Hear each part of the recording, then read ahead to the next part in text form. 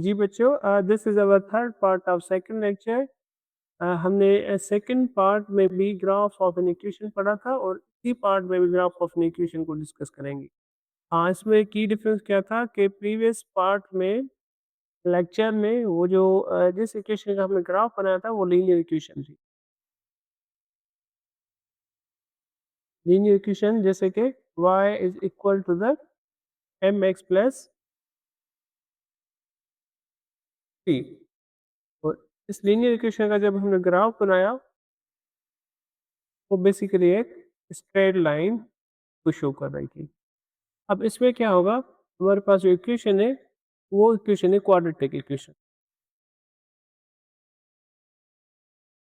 अब इस quadratic equation का जो ग्राफ बनेगा वो पैराबोलिक ग्राफ बनेगा। लेकिन अब जब इसका हम ग्राफ स्केच करेंगे तो जो मेथड तो ज़ाहिर सी बात है वो सेम ही होगा जैसे हमने प्रीवियस लेक्चर में सीखा था। तो क्या था फर्स्ट पॉइंट कि when possible isolate one of the variable, कि वेरिएबल को आइसोलेट करेंगे। लेकिन यहाँ पे देखें कि ऑलरेडी वाई इज आइसोलेटेड, अब उसको आइसोलेट करने की ज़रूरत नहीं होगी। सेकंड पॉइंट में आएंगे कि construct table of values shared eight several point solution points. अब टेबल बनाएंगे जिसमें सॉल्यूशन पॉइंट को वहाँ पे लिखेंगे, जैसे कि हमने यहाँ पे टेबल बनाई थी। और मैंने ये भी बताया था तो एक्स की वैल्यूज चूज करने के लिए जीरो भी चूज करेंगे और पॉजिटिव वैल्यूज भी चूज करेंगे और नेगेटिव वैल्यूज भी चूज करेंगे, जैसे कि 0 1 2 3 और ये नेगेटिव वैल्यू। अब जीरो जब हम इस इक्वेशन में पुट करेंगे तो रिजल्ट क्या आएगा, -2 आएगा। एक्स की जगह पे जीरो रखेंगे तो रिजल्ट क्या आएगा, -2 मीन्स पाई की वैल्यू जो होगी वो -2 होगी। सिमिलरली जब 1 सब्स्टिट्यूट करेंगे तो -1, 2 करेंगे तो 2, 3 के साथ 7, -1 के साथ -1, -2 सब्स्टिट्यूट करने के बाद 2 ही आएगा। तो इसकी सॉल्यूशन कौन से बनेंगे, x coordinate is -2, y coordinate is 2। अब देखिए इसी तरीके से x coordinate is 3, y coordinate is 7। तो दीज आर द कोऑर्डिनेट्स, या जिसको हम सॉल्यूशन पॉइंट भी कहते हैं। अब ये सॉल्यूशन पॉइंट को हम रेक्टेंगुलर कोऑर्डिनेट में प्लॉट करेंगे। तो फर्स्ट पॉइंट है हमारे पास -2 एंड 3। -2 मीन्स ये x -2, ठीक है। और y क्या होगा, वो भी 2 है, तो y ये आप बेसिकली ये ही पॉइंट होगी।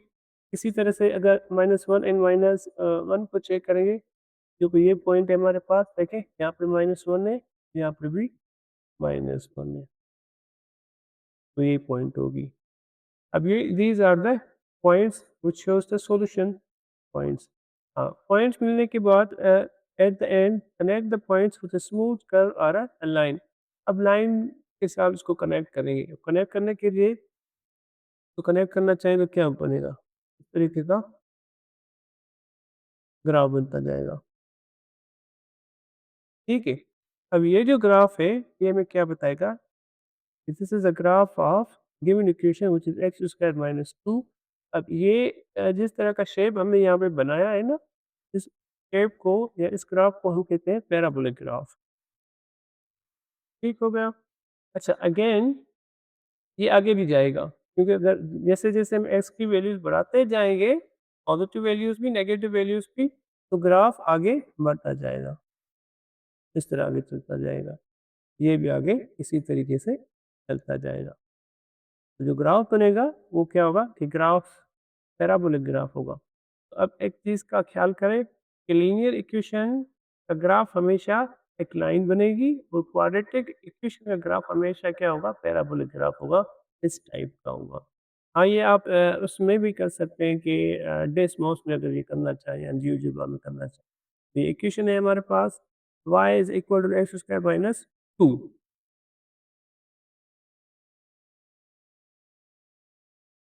ठीक हो गया। अगर यहाँ पे मैं लिखूँ कि y is equal to the x square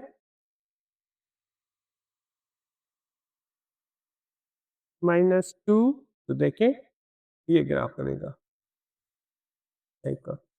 तो ये ग्राफ बेसिकली क्या है, पैराबोलिक ग्राफ